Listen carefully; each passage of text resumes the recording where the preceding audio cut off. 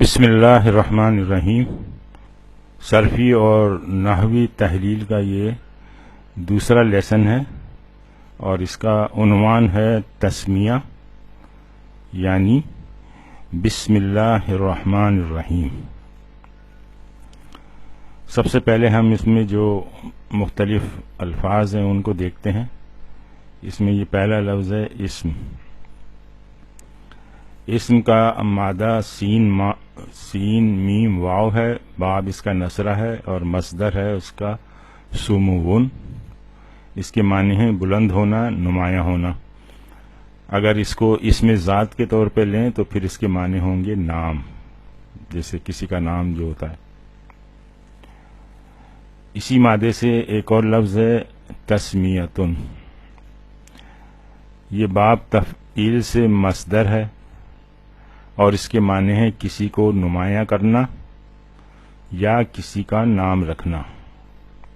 اس کی مثال دیکھیں، وَإِنِّي سَمَّيْتُهَا مَرْيَمَ،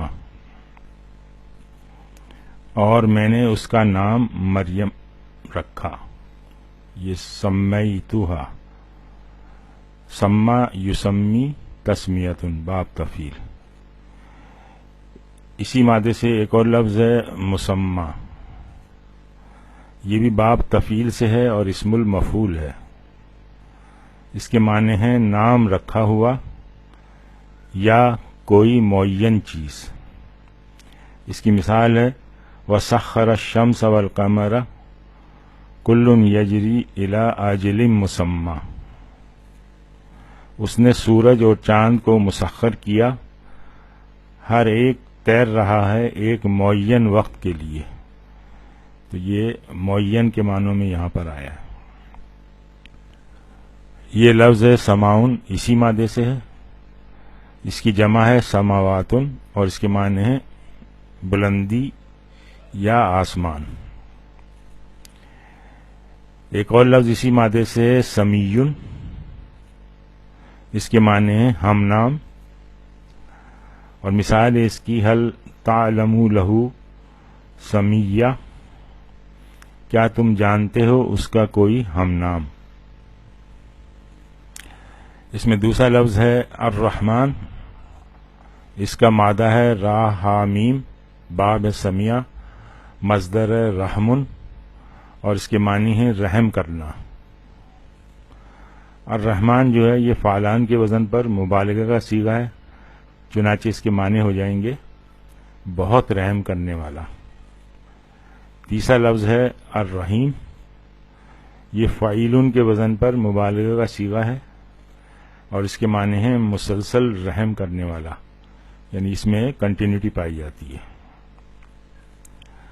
اب ہم اس کی ترکیب کی طرف آتے ہیں۔ جیسا کہ یہ ہمیں پتہ چل رہا ہے کہ حرف جر ہے اور اس کے بعد پھر اسم مجرور ہوتا ہے، تو یہ جار مجرور ہو جائے گا، اور پھر اسم اور لفظ اللہ کا جو آپس میں ریلیشن شپ ہے وہ مضاف و مضاف الیہ کا ہے، تو اس لیے یہ اسم یہاں پر مضاف ہوا اور لفظ اللہ جو ہے یہ مضاف الیہ ہے۔ الرحمن اللہ کی صفت ہے اور الرحیم بھی اللہ کی صفت ہے۔ اچھا، یہ بسم اللہ الرحمن الرحیم میں آپ دیکھیں کہ یہاں پہ نہ تو کوئی ہمیں مبتدا نظر آیا ہے، نہ ہی کوئی فعل نظر آیا ہے۔ تو یہ کوئی مرکب ہے اور سادہ سا مرکب نہیں ہے، بلکہ بڑا ہی ٹپیکل قسم کا مرکب ہے۔ ایک مرکب نہیں ہے بلکہ مرکبات کا یہ مجموعہ ہے۔ تو یہ کس طرح کا مرکب بن رہا ہے اس کو ہم یہاں دیکھتے ہیں۔ دیکھیں، با اور اسم جو ہے یہ ایک مرکب بن رہا ہے، یہ جار مجرور، اور اسی طرح سے اسم اور لفظ اللہ یہ دوسرا مرکب بن رہا ہے اور یہ مضاف اور مضاف الیہ ہے۔ اب آپ یہاں پہ دیکھیں کہ یہ اسم جو ہے اس کا تعلق با کے ساتھ بھی ہے اور اسی طرح سے اسم کا تعلق لفظ اللہ کے ساتھ بھی ہے۔ پھر اللہ اور رحمان آپس میں موصوف اور صفت ہیں، یہ تیسرا مرکب ہے، اور پھر اسی طرح سے لفظ اللہ اور الرحیم یہ چوتھا مرکب ہے اور یہ بھی صفت اور موصوف کے طور پہ۔ تو آپ نے دیکھا کہ یہ کوئی سادہ سا مرکب نہیں، بلکہ یہ مختلف مرکبات کا مجموعہ ہے، جس میں لفظ جو ہیں آپس میں ایک دوسرے سے ریلیشن شپ قائم کر رہے ہیں، یعنی پچھلے لفظ سے بھی اور آگے والے لفظ سے بھی. بہت ہی یعنی ٹیپیکل قسم کا مرکب ہے. تو اس کو اب مکمل کرنے کے لیے ہمیں یا تو کوئی مبتدا چاہیے یا کوئی فعل چاہیے. تو اب اگر ہم مبتدا اس کا محذوف معنی ابتدائی، یعنی یہ مضاف ہے اور یہ مضاف الیہ ہے. ابتدا جو ہے مضاف اور یہ مبتدا بن گیا، اور یا متکلم جو ہے یہ مضاف الیہ، میرا شروع کرنا. تو اب اس صورت میں یہ جار مجرور کی جو ترکیب ہے، اس میں ایک لفظ کا اور اضافہ ہو جائے گا کہ جار مجرور یہ ہے شبہ جملہ خبر، گرامر میں ہم نے پڑھا تھا. تو مبتدا یہ ہو گیا اور اس کی خبر یہ ہو گئی، اور باقی جو بھی ترکیب ہے وہ سیم رہے گی، یعنی یہ مضاف ہے اور اس کے بعد مضاف الیہ، صفت اور صفت. تو اس کا ترجمہ ہو جائے گا میرا ابتدا کرنا اللہ رحمان اور رحیم کے نام کے ساتھ. اب اگر بسم اللہ سے پہلے کوئی فعل معذوف مان لیں تو اس صورت میں اس کی ترکیب ہم دیکھتے ہیں کیا ہوگی. یہ بسمی جار مجرور ہوگا اور یہ پھر متعلق فعل کہلائے گا، کیونکہ ہم اس میں فعل معذوف مان رہے ہیں، اور باقی ترکیب سیم رہے گی. اسم جو ہے یہ مضاف ہے، اور اللہ لفظ اللہ جو ہے اس میں مضاف الیہ ہے، اور رحمان صفت پہلی اور الرحیم جو ہے وہ دوسری صفت. تو اب محذوف بہت سارے مان سکتے ہیں. فرض کریں ہم نے محذوف مانا اس کا اشرعو، یعنی میں شروع کرتا ہوں. تو ترجمہ ہو جائے گا میں شروع کرتا ہوں اللہ رحمان رحیم کے نام کے ساتھ. تو یہ اب جملہ جو ہے مکمل ہو گیا. اس کی ترکیب جو ہوگی وہ فعل اور یہ فاعل ہو گیا، فاعل اس کا آنا ہے، اور باقی ترکیب جو ہے یہ ایسی رہے گی.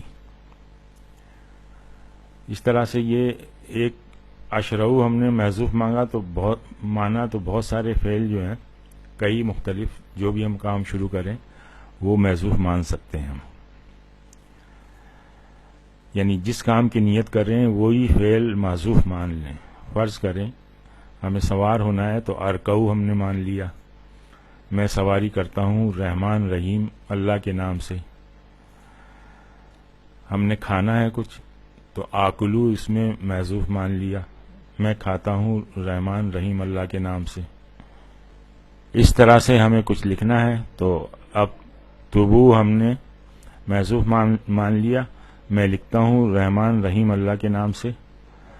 اور پانی وغیرہ پینا ہے تو اشربو، میں پیتا ہوں رحمان رحیم اللہ کے نام سے.